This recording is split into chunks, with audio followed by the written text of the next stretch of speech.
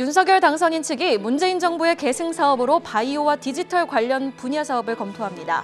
앞서 윤 당선인은 문재인 대통령과 직접 회동한 자리에서 문 정부의 잘된 정책은 계승하겠다고 밝힌 바 있습니다. LX 인터내셔널이 5,925억 원의 한국유리공업을 인수합니다. 한국유리공업은 KCC에 이어 국내 시장 점유율 2위의 유리 제조 기업으로 이번 인수를 통해 LS그룹은 소재 분야 진출에 교두보를 확보했다는 평가입니다. SK바이오사이언스가 개발하는 코로나 예방 백신 후보 물질이 세계보건기구 WHO 긴급 사용 목록 등록 절차에 돌입했습니다. 이 소식에 어제 국내 증시 시간외 거래에서 캐모는 9.8% 급등했습니다. 금호건설이 기타 자금 확보 목적으로 제3자 배정 방식의 유상증자를 결정했습니다. 한편 같은 날 서진시스템은 보통주 한 주당 신주 한 주를 배정하는 무상증자를 결정했습니다. 자, 정부 정책 뉴스 먼저 살펴볼까요? 윤석열 당선인 측이 이 문 정부의 계승 사업으로 바이오와 디지털 분야를 검토한다라는 소식입니다. 한국경제신문 단독 보도로 보도가 된 부분인데요. 일단은 매수 주체가 뚜렷하지 않은 시장 속에서 정부 정책 테마 굉장히 매력도가 높습니다. 이 뉴스 좀 어떻게 보셨는지, 그리고 좀 수혜를 받을 만한 종목은 어떤 종목이 있을지 평가 부탁드립니다. 네, 말씀하신 대로 윤석열 당선인이 이제 문재인 정부의 계승 사업으로 이제 바이오와 디지털 분야 쪽을 검토를 하고 있다, 이런 소식이 좀 나왔습니다. 거론된 바이오와 디지털의 경우에는 이제 정권의 성격과 사실 상관이 없습니다. 그래서 어차피 육성을 시켜야 될 이제 성장 분야다라고 좀 보시면 될 것 같고요. 정치적인 성격 자체가 크지 않아서 이제 계승 사업을 하더라도 큰 문제가 없을 것 같다, 이렇게 좀 판단을 하고 있습니다. 우선 바이오 분야는 지원을 좀 늘리고 이제 규제를 대폭 완화하는 그런 정책이 좀 나올 것으로 예상이 되고 있고요. 윤 당선인이 이제 앞서서 제시한 바이오 공약들도 힘이 좀 실리지 않을까라는 그런 생각을 좀 하고 있습니다. 그동안 주무부처가 좀 분산됐었어요. 이에 따라서 효율성이 좀 많이 떨어졌었는데 그런 효율성을 좀 통제를 시키고, 그리고 이제 중장기 계획을 수립을 하면서 문제가 있었던 컨트롤 타워를 하나로 통합하고 현재 지금 2조 8천억 규모의 R&D 비용을 5조 6천억으로 2배 정도 증액을 할 것으로 이제 예상이 되고 있는 상황입니다. 디지털 분야는 당연하겠죠. 이제 인공지능, 빅데이터, 메타버스 등 4차 산업혁명 관련 업종, 이쪽으로 투자를 좀 늘리고요. 전통 산업 쪽에는 스마트 기술 그리고 클라우드를 도입해서 이제 디지털 전환을 이제 이루겠다라는 그런 공약을 하고 있습니다. 일단 그래서 관심 종목으로요, 제가 바이오 쪽에 한번 준비해봤고 디지털 쪽에 준비해봤는데, 바이오 쪽은 일단 셀트리온 헬스케어 좀 해봤습니다. 잘 아시겠지만 제가 이거 장기 투자 포트로 지금 넣고 있는 종목이고, 일단 지금 3사 합병에 대한 얘기를 하고 있죠. 뭐 4년 동안 그렇게 고민했었던 그런 부분을 좀 털어낸 부분도 있기 때문에 지금은 아직까지 주가가 당장 올라가긴 좀 어렵긴 하겠지만 관심을 좀 가져보시면 좋을 것 같다라는 말씀드리고요.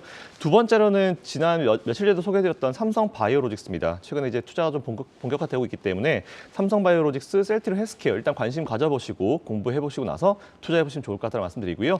디지털 분야, 이거 종목이 빠질 수가 없는 것 같은데 너무 지겹지만 한 번 더 말씀드리겠습니다. 삼성전자. 사실 디지털 이런 분야를 이제 중소기업들을 다 따라가다 결국 맨 위에 상단에 있는 거 삼성전자가 나옵니다. 그렇기 때문에 삼성전자 지금 뭐 GOS나 여러 가지 이슈가 있긴 있지만 어차피 지나갈 수 있는 이슈라고 판단하고 있고요.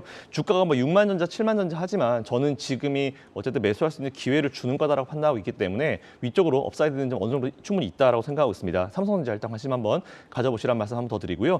두 번째로는 중소형으로 옵티시스 한번 준비해봤습니다. 일단 AR 글라스 쪽이고요. 메타버스로 연결이 되기 때문에 이 옵티시스도 공부 한번 해보시고 투자해보시면 좋을 것 같다라는 의견 드리겠습니다. 네, 삼성전자 때는 뭐 언제인지는 정확히 날짜는 모르겠지만 일단 가긴 간다. 삼성전자에 대해서 긍정적인 평가 다시 한번 해주셨고요. 옵티시스까지 디지털 분야 수혜주 종목 찾아봤습니다. 자, 다음 뉴스 확인해 보도록 하겠습니다. 자, 금호건설은 3자 배정 유상증자를 결정했고요. 서진시스템은 100% 무증을 결정을 했습니다. 기업들의 쏟아지는 증자 소식, 투자에 좀 미치는 포인트라든지 아니면 오늘 좀 시장에 미칠 영향에 대해서 좀 분석 부탁드릴게요. 네, 이 부분은 여러분들이 꼭 알고 가셔야 될 그런 부분인 것 같은데요. 최근에 많은 기업들이 3자 배정 유상증자 그리고 100% 무상증자를 시행하는 기업들이 굉장히 좀 많아졌습니다. 일단 금호아시아나그룹의 모기업이죠. 이제 금호산업에 유상증자를 시행하는데 유상증자도 사실 종류가 되게 많습니다. 그 중에서도 호재성 유상증자로 분류가 되는 3자 배정 유상증자를 시행합니다. 대상은 국민은행 등 몇 가지 이제 기업으로 좀 판단되고 있고요. 3자 배정의 목적에 대해서는 출자 전환 방법에 의한 재무 구조 이제 개선을 하겠다라는 그런 부분이고, 사실 아시겠지만 이제 과거에 금호건설과 금호타이어를 합해서 이제 금호산업이라는 기업이 나왔고, 금호산업은 상장되는 기업은 아닙니다.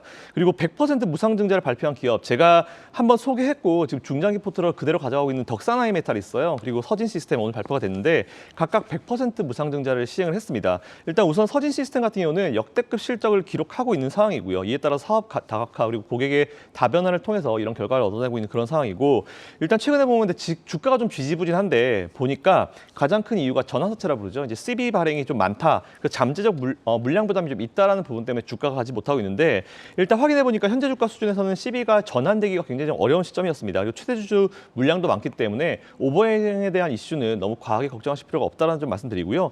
그리고 이건 하나는 좀 스킬인데, 현재 주가가 지금 CB 발행 그 전환 가격보다 낮으면은 이런 건 어쨌든 CB 발행 가액으로 이상으로 주가를 끌어올리기 때문에 이런 거는 그런 스킬을 이용해서라도 투자해 보시면 좋을 것 같다라는 간단한 팁을 좀 드리고요.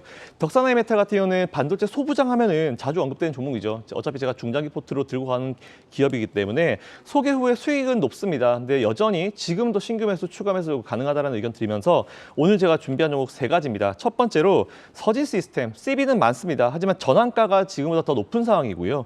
이런 걸 역이용해서 투자가 가능하다는 간단한 팁을 좀 드리겠습니다. 두 번째는 덕산하이메탈, 그대로 홀딩 의견 가겠습니다. 지금 이 정도 수익으로 끝낼 기업 아니기 때문에 그대로 유지하시고요. 일단 전고점 21,100원 돌파를 충분히 할 수 있을 거다라고 판단하고 있습니다. 신규 접근과 이제 추가 매수는 일단 지금은 조금 대기하고 살짝 누르는 시점이 오게 되면 가능하다는 의견 드리고요.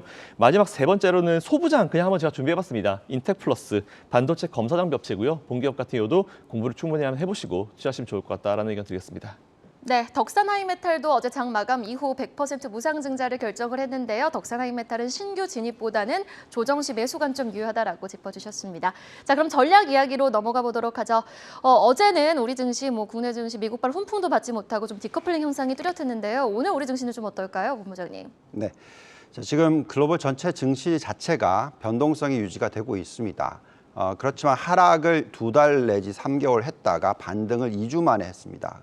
근데 그 반등 폭이 하락한 부분에 거의 50%에서 60%나 반등을 했기 때문에 처음부터 말씀드렸지만 올해 중간 선거 11월 달까지 전 고점 탈환 예측을 하고 있습니다. 자, 그렇다라는 것은 좀 시간적인 여유를 두시고 앞으로 증시가 상승할 거다라고 판단하시는 것이 적절하다 생각이 듭니다. 그렇지만 대사하락장의 시작은 아니고 경기 침체 우려에서는 좀 벗어날 거라고 생각을 하고 있기 때문에 이런 조정 구간에서 좋은 투자 기회를 살리시기를 말씀을 드립니다.